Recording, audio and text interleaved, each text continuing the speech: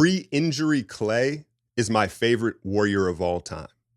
And to this day, he doesn't get the credit he deserves for that run and how much he contributed. After the injury, it got ugly, right? Like he was jaded and we all understood why, but it was still tough to watch. It was still tough to watch. And listen, something like this, usually the way I would cover it is I would just put a slick little bar or jab within another Warrior video. But here we are halfway through July, and the Warriors have yet to make a free agency move. The only team in the league. So what are you going to do? What are you going to do? And since it's Klay, my favorite of all time, I'm going to talk about it. But before I talk about it, it's funny. The Love Island. Don't act like y'all didn't watch it. And again, if some of y'all ain't into this video, that's fine.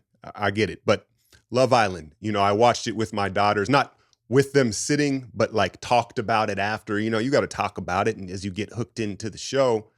And it was just one of those reminders of how different men and women see things, and as you get older, hopefully you start to understand it more, and like for me, I wanted Taylor and Clark to win the show because, like they were the most legit couple.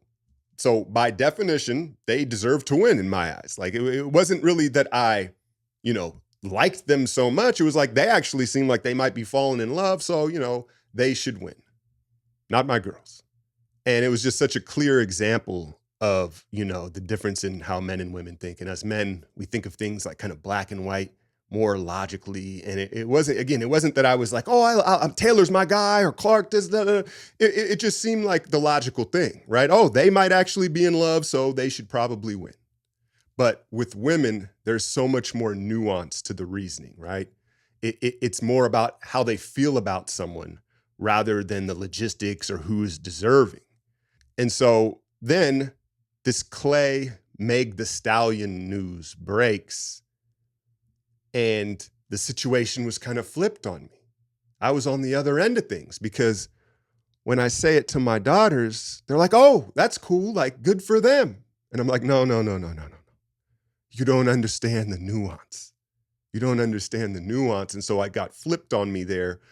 But I was trying to explain like this could be like dating a Kardashian, right? This could be the influence, the exposure, a curse. Like I don't want it for my guy Klay. And then the first thing that I think most comes to most people's mind is the Tory Lanez case, right? He's currently in prison for apparently popping her in the foot. But it goes beyond that. I'll tell you where I get my information. Shout out the Joe Budden pod, right? That's where I've been listening to him before it even blew up. Like I've been listening to Joe since he was rapping. And but that's where, I like heard most of that coverage and stuff like that. I get my pop culture from that podcast. Beyond how fishy that case was and how it was handled, you look at her ex Party, rapper, singer, writer, and what he had to say about her. And there's just various people basically that claim like Meg is kind of nasty. She kind of treats people nasty, And so I'm like, I don't want this for Klay, And not only that, but it kind of seems out of character for him. We know Klay's a playboy. Like Klay's a shooter. Be clear about that, right? But it's not that type of woman, right? It's more of like the actress, model, obscure, hot chick that's out of like the spotlight, right? But then I see Klay has got his swagger back. He's got the fresh cut with the waves. Looks like he's lost 15 pounds, moving well in the Bahamas, smiling. And I'm like, oh, okay, cool. Maybe Klay can use her to get his swagger back and then get out, right? Because again, like if this becomes a long-term relationship, and it ain't tricking if you got it, right? You see him buying gifts and whatever, that's whatever. Klay's worth $500 million.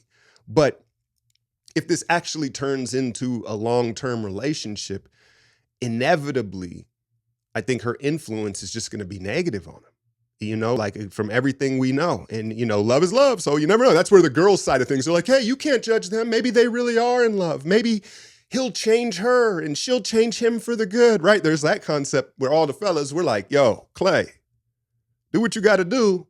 Get your swagger back and then get back on the court, baby. Right?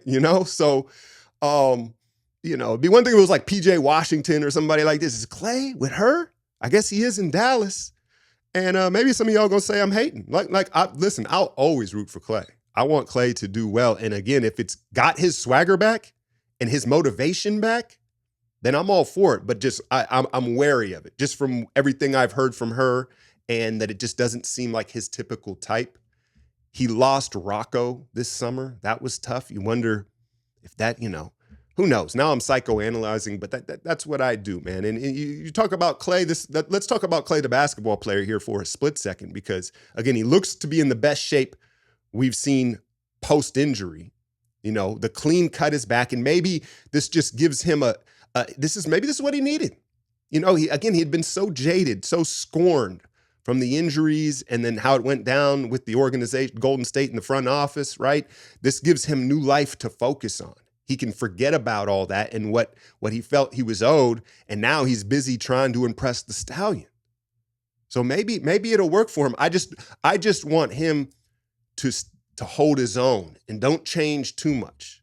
I don't want to see Klay showing up to games like dripped out in funky outfits.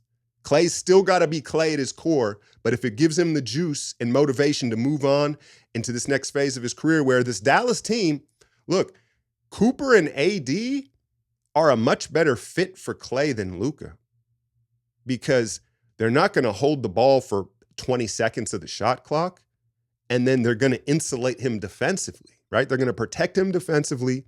They're still going to draw attention and pass the ball. And so I think he is in a really good situation, despite all the weird stuff that's happened in Dallas.